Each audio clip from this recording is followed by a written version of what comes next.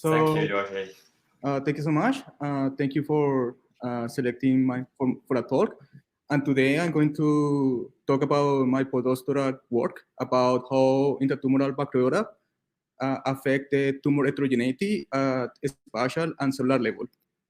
So this is just like a brief introduction. Say that the bacteria is found in most of the most common solid type of cancers, and every cancer has a particular microbiome.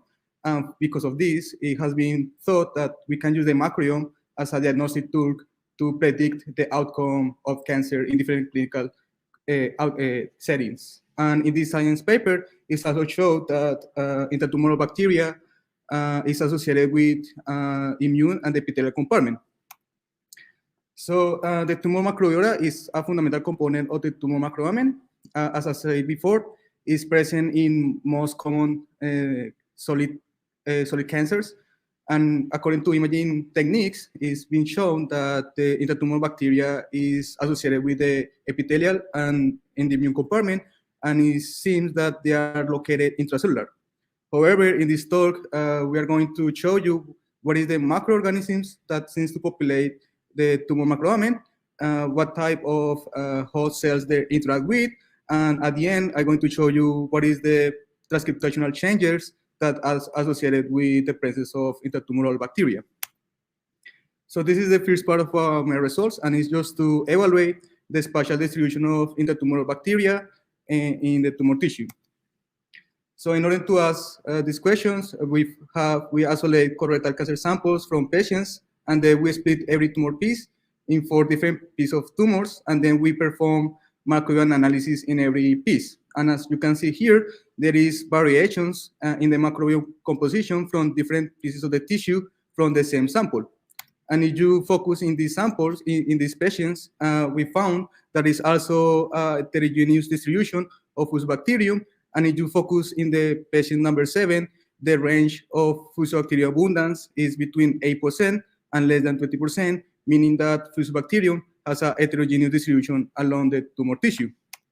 And also, by using imaging analysis, we found that in some areas of the tumor, they contain high loads of bacteria, but if you compare with other areas of the tumor, we found that some regions are negative for bacteria, meaning that intratumoral bacteria has a heterogeneous distribution along the tumor tissue. Then, by using 10x vision spatial transcriptomics, we can identify all the microorganisms that populate the tumor tissue. For this end, we process a slide to perform RNA-seq in order to identify tumor areas that contain bacteria, and then we allocate them in the 10x vision slide. This slide contains 4 different capture areas. Every capture area has 5,000 spots, and in every spot has an array of probes that can measure the time transcriptome. What makes this technique special is that every probe has a spatial barcode that can give us the spatial coordinates for every transcript. And at the same time, they have the unique molecular identifier that can give us the original transcriptional gene expression for every transcript. And then the transcripts are aligned to human reference, and the reads that are not a map or they are not aligned, we align them to bacteria databases. By using computational tools, we can taxonomically resolve every bacteria read. And this is how our data looks like. In the left, you have the RNA-seq showing the distribution of bacteria, where you can find some areas that contain highly loads of bacteria. And by using computational analysis, you can taxonomically resolve almost every microorganisms that populate every piece of the tumor. And this is our molecular data, and this is the distribution of the bacteria reads along the tumor tissue. And by using this technique, you can also map the distribution of individual bacterial species, for example, Fusobacterium or Parvimonas. And as I showed you before, like that, then we want to ask, what is the impact of the intratumoral bacteria in local microniches? And you can see in this example, F nucleatum in red, we found that there is areas or pockets that contain high abundance of F nucleatum and other bacterial species in cyan, as you can see in this movie. So in order to evaluate the impact on intratumoral bacteria in local microniches, we implement this technique called digital spatial profiling, where we isolate colorectal cancer samples from patients, and where we process two sequential slides. The first one, we perform RNA-scope in order to evaluate the distribution of different bacterial species across the tumor sample. And in the second sequential slide, we perform immunohistochemistry, and we extend against pan-cytokeratin to evaluate the distribution of the epithelial cancer compartment, and then the immune system, we extend against CD45. In this same slide, we also incubate with 77 antibodies that can target different molecules that are involved in the immune response.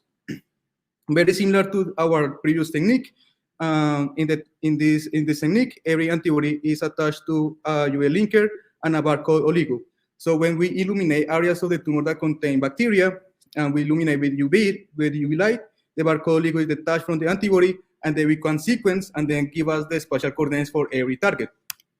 So then, as an example, we have this tumor sample that contain areas of the tumor that are positive for bacteria, and then we compare the gene expression profile with other areas controlled that doesn't contain bacteria.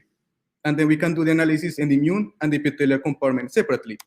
And what we found is that bacteria seems to populate microniches that are highly immunosuppressed because there is an overexpression of molecules like CTL4 and arginase-1 that seems to inhibit the T-cell response, and also there is an enrichment of neutrophils that are CD60b positive.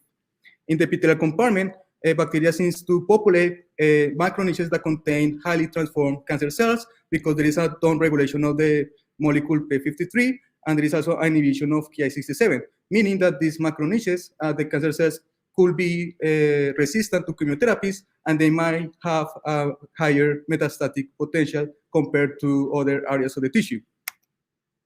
Then, by using and adapting previous single-cell RNA-seq techniques, we introduce a primer that can amplify the 16X RNA gene from the bacteria, and in this way, we can detect bacterial transcripts and the associated host transcriptome at single-cell level. And this one is an example where we process the tumor sample to generate single cells, and by using confocal imaging, we found that bacteria, we can find intracellular bacteria or bacteria that is adherent to the cancer cell. So this is the integration of 7 different patients, and then by using computational tools, we can aggregate different eukaryotic cells according to the gene signatures to make these cell clusters. And because we introduced the primer to amplify the bacterial reads, we can also map the bacterial transcripts across all these cell clusters, and we found that bacteria is associated with the immune, with the macrophage, and the epithelial cell cluster. By using this technique, you can also map different microorganisms. In this example, this is the distribution of Fuchsbacterium and Treponema, and then you can evaluate the gene expression profile in the immune and the epithelial compartment separately. And also you can determine the gene expression profile for different microorganisms. So in the top, you have the gene expression profile from Fuchsbacterium, and in the bottom, you have this gene expression profile that corresponds to Treponema. And in general, we found that macrophages that contain bacteria, there is an upregulation of pro-inflammatory molecules that is belong to the TNF and interferon gamma signaling pathway. And in the epithelial compartment, there is an upregulation of molecules that are involved in metastasis, like serpin molecules, and also production of other chemokines and metalloproteinases. Finally, by using also computational tools, we can also identify a cancer cell population that has severe chromosome instability, and we found that in this particular cell population, they contain the majority of the bacterial transcripts. And when we compare the gene expression profile of this cancer cell population that contain chromosome instability with others epithelial cell populations, we found that in this particular population, there is a upregulation of cellular pathways that are responsible for cancer progression, like the epithelial vesicle transition signal pathway, the mTOR signal pathway, and other pathways that is seems to be correlated with more aggressive gene signatures. So this is my conclusion. So we developed a new method in order to visualize any type of microorganisms that populate the tumor tissue.